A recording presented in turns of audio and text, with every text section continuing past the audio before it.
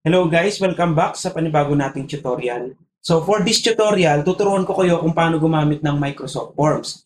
So si Microsoft Forms, ginagamit siya sa mga invitation, sa survey, sa registration, at saka sa exam. Ayan, so let's start. Una, i-access muna natin ang office.com and then enter mo lang. Ayan. So, kapag wala pa kayong account kay Microsoft 365, mag-sign up lang kayo. I-click nyo lang itong sign up for free version of Microsoft 365. So, wala kang babayaran dito. Totally free siya. Kailangan mo lang mag-sign up using your email. So, for example, itatype ko yung email ko dito. Bali, kahit anong email ang gamitin mo dito, pwedeng-pwede siya. Kahit kay Yahoo yan, or kay Gmail, or kay Microsoft mismo, pwedeng-pwede. So, kapag na-type mo na yung email mo, kailangan mo lang i-verify yung email na ginamit mo. So, since meron na akong account, i-skip ko na yung process na yon. So, magsa-sign in na ako dito. Ayan. So, nasa dashboard na tayo ni Microsoft 365. Ganyan ang makikita nyo kapag nakapag-login na kayo. I-walkthrough ko lang kayo saglit dito sa dashboard ni Microsoft 365. Meron siyang Word, Excel, PowerPoint at Outlook at OneDrive. So, maraming application dito na pwede mong gamitin for free. No, para makita mo lang lahat ng application, punta ka lang dito sa My Apps. Click mo lang yan. Ayan, makikita mo yung mga application dito. Sobrang dami niyang pwedeng gamitin. May editor, may forms, may links. Ayan, so this time sa tutorial natin, gagamitin natin si forms. So, i-click lang natin si forms. So, kapag nasa dashboard na kayo ni Microsoft Forms, makikita nyo dyan merong apat for survey, quiz, invitation, and registration. So, kung magkakandak kayo ng survey, pwede nyo siyang gamitin or kung gagawa kayo ng invitation. Pero mas madalas kasi ginagamit to as registration. For this tutorial, gagawa tayo ng registration forms.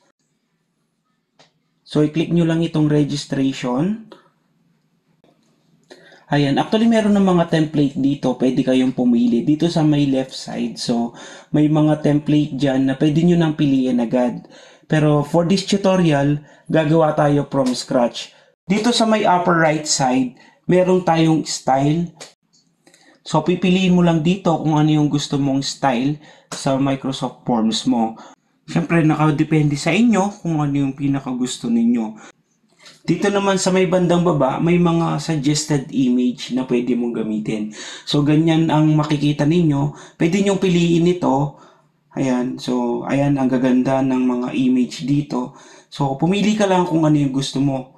And then, meron din siyang customize. So, dito may mga gradient image. So, pwede ka rin pumili dyan kapag gusto mong plain. So, ayan, ang daming image na pwede mong piliin dito. Ikaw nang bahala kung ano yung magugustuhan mo. Kung gusto mo naman mag-customize ng sarili mong background, pwede ka namang mag-upload. Click mo lang tong plus icon and then click mo lang yung upload image and then click upload. And then hanapin mo lang yung image o background na gusto mong i-upload. After mo i-upload, magiging ganyan ang kalalabasan ng forms mo. And then dito naman sa baba, pwede ka maglagay ng background music. Ikaw bahala kung ano yung pipiliin mo music dito. Ayan. So, kapag okay na, mag-proceed na tayo dun sa pag-edit naman ng laman ng Microsoft Forms natin. So, lagay mo lang yung description dito, yung title ng seminar mo for the registration. And maganda kung lalagyan mo siya ng description.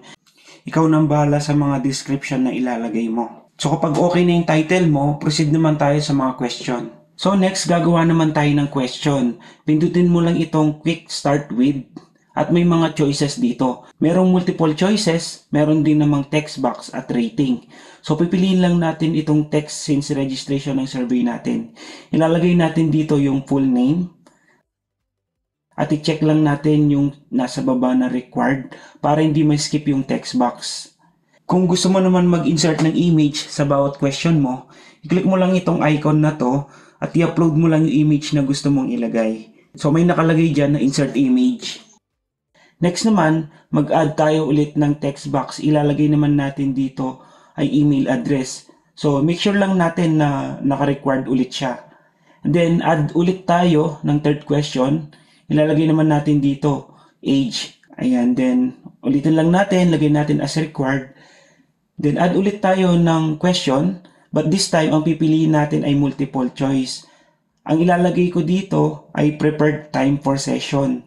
Then lagyan natin ng choices, option 1 and option 2. And then kung kulang pa ang option mo, pwede ka namang mag-add dito.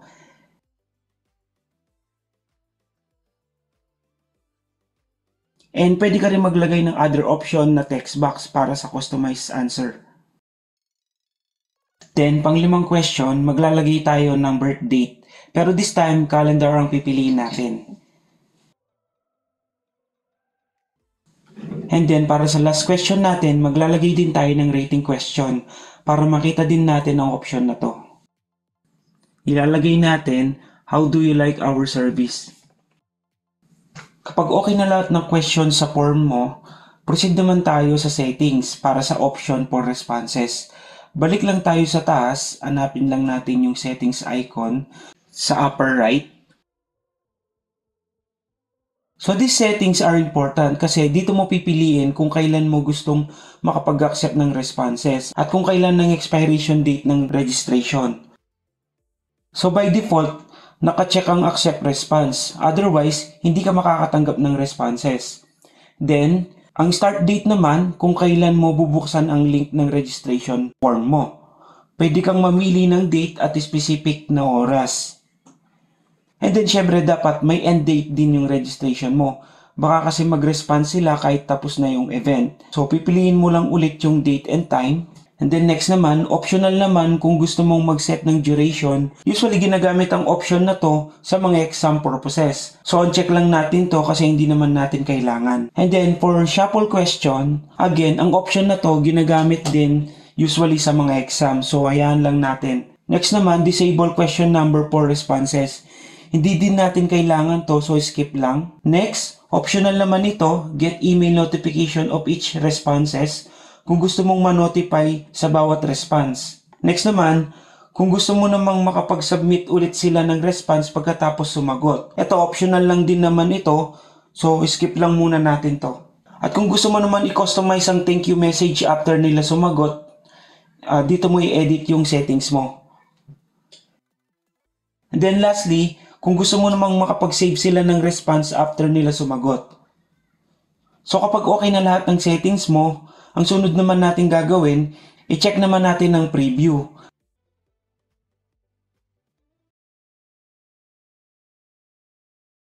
So ganito yung lilitaw kapag sa desktop or computer.